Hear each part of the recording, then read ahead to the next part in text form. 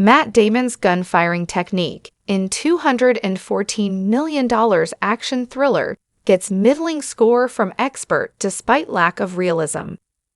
Matt Damon may now be considered something of an action star, but his work in the genre is somewhat limited in the grand scheme of his career. Damon's big break was Good Will Hunting in 1997, a movie that won him and co-writer Ben Affleck a Best Original Screenplay Oscar. From there, Damon went on to appear in Steven Spielberg's Saving Private Ryan in 1998 and Rounders that same year. Throughout the 2000s, Damon appeared in a number of high-profile movies, with Ocean's 11 and its two sequels being among the most notable. More recently, he's had strong roles in Christopher Nolan's acclaimed Oppenheimer, but he's also delved into sci-fi with The Martian 2015 and Interstellar 2014, as well as docudrama with Air 2023. Some of Damon's most well-known acting work, however, is in the action genre, with his role as a highly skilled assassin helping to make him a household name. The Bourne Identity earns a middling accuracy score for select gun scenes. Of Firearms Expert Awards, The Bourne Identity a middling realism score due to some gun handling mistakes. Released in 2002, Doug Liman's action thriller introduces Damon as Jason Bourne, the Robert Ludlum-created amnesiac assassin who works to piece his life back together after a job goes wrong. The first Bourne movie features a number of high-tension action sequences, including a shooting scene in a tall staircase and another involving Clive Owen's rival assassin in a field. In a recent video for Insider, firearms expert and retired U.S. Army Special Operations soldier Patrick McNamara analyzes the Bourne Identity's staircase shootout, ultimately awarding the film a mixed accuracy grade.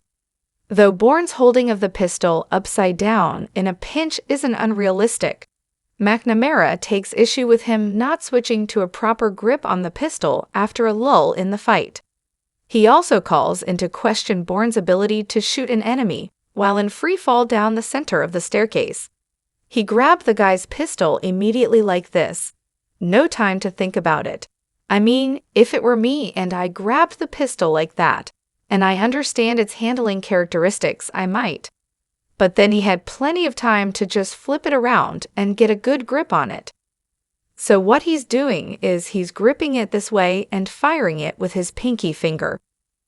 Now, to be honest, I have done this before for demonstration purposes, telling people when it comes to firing, the most important thing is sight alignment and trigger control.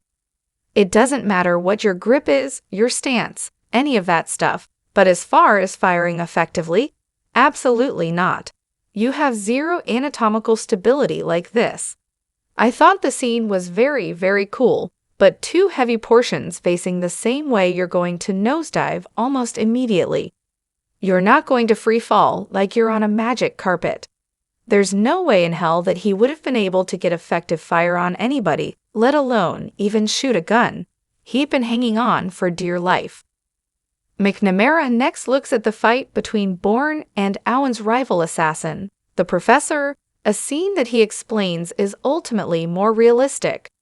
Check out the second part of his analysis, which includes praise for Damon's gun handling skills, and his score for the scenes out of 10 below.